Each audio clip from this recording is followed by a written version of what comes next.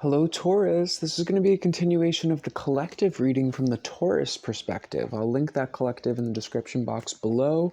But the quick 101 is we were looking at the energy of reunion. It seems like there's a timeline merger that's happening, and as it happens, it's kicking up a lot of energy. So let's see how it's happening from the Taurus perspective. So I have you on the left here showing up as the King of Swords, and them on the right here showing up as the Knight of Cups, with the Chariot as the energy between them. So just giving your own read on these two different energies, you can see that these are two very different energies that it seems like are at play with each other.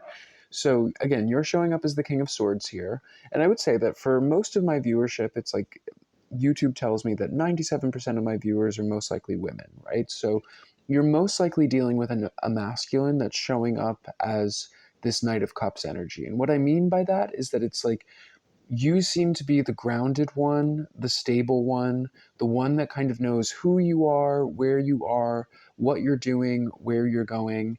They're the one that seems to be like they're in the middle of a discovery process with the Knight of Cups.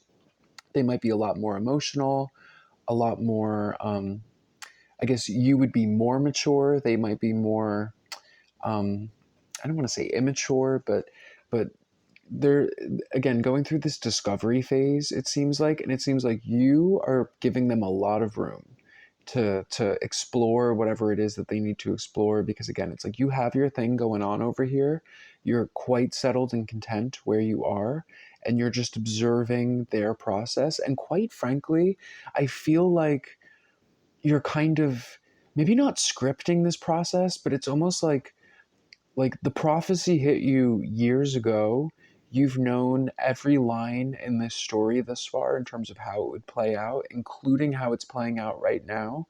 And that's why I think that you're so at peace and kind of like not reserved, but you've distanced yourself from this situation. You're still observing it, right? You're still fully aware of everything that this person is going through, and their journey and all of their process, but it seems like you're aware of the fact that they need to go through this process in order to get wherever it is that you're getting, right? And the energy between you is the Chariot, right? So this is, forward momentum and shadow and light dark working together, right? And this kind of looks like shadow and light, right? Where it's like you're very much showing up as the masculine, even though you're most likely a feminine that's watching this, and they're showing up in a very feminine energy, right? So that's very interesting to me in terms of like the duality and the balance that's here. But the Chariot talks to me about the hypersigil, or the story, or the narrative that we craft that eventually manifests into something, right? The hypersigil is the thing that ultimately manifests whatever it is that you're trying to desire, right? And the hypersigil can be a story, it can be a song, it can be whatever. But as the King of Swords, because the King of Swords is the script writer for me, I feel like you're scripting this person's process from a different distance. I don't know how to say that, because that sounds funny in terms of like a consent thing, right? It's like, how could you be scripting somebody's process? But it's almost like, I guess it's almost like a guardian angel kind of situation, right? It's like you see how there's all of these different little butterflies around him, and then there's all of these different birds around her. It's something like that, where it's like you're kind of sending these thought forms. I remember in the all signs reading that I did, which was about the pivot, something for the Taurus position was talking about the ability to kind of airdrop advice to people or scripts to people if you saw that people were stuck in a circumstance and didn't know how to work themselves out of it, but you know that you can't just like actively interfere and tell them what to do. It's like somehow you can psychically airdrop the remedy or the protocol or the way out to them. It's like airdropping the map, airdropping the script, whatever it is, but in a hands-off approach that allows them to still kind of maintain their sovereignty and do this on their own, and it doesn't force them to do it, right? They don't become automated and just act as if they're under hypnosis, but it's like it's a choice point that comes up, right? And that's what I'm seeing with this Chariot, is that it's like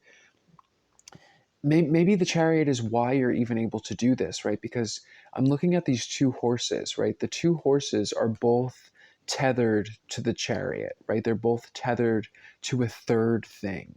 And that third thing is what I've been calling like the hypersigil, right? Or the overarching story that connects everything, right? But basically it's like there's some third thing that connects the two of you, right? It could be the energy of having a child together. It could be something like that, or even just history or a connected guide or a past life experience, something like that.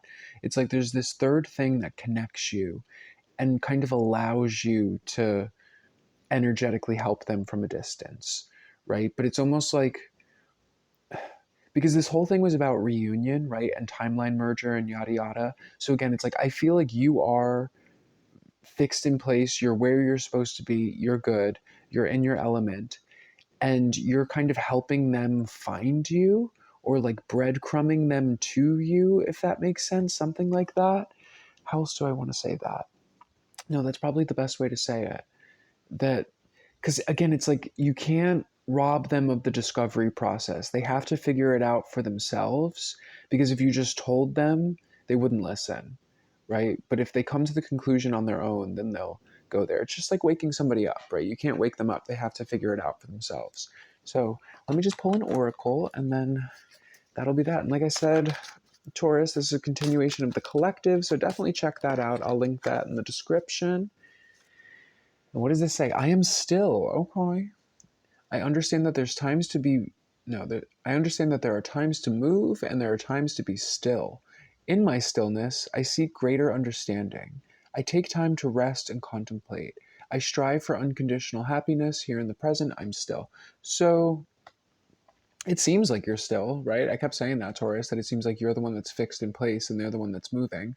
So I guess this is really just confirmation that again, you're where you're supposed to be, right? That you should not be out there chasing them. There's not more that you should be saying. You shouldn't be interfering, yada yada. Let them be. There are times to be still. There are times to move. You're doing your thing. Dot your I's, cross your T's, and in due time they will figure out who they are and all these emotional masculines, right? Thank you, Taurus. I will see you later. Bye.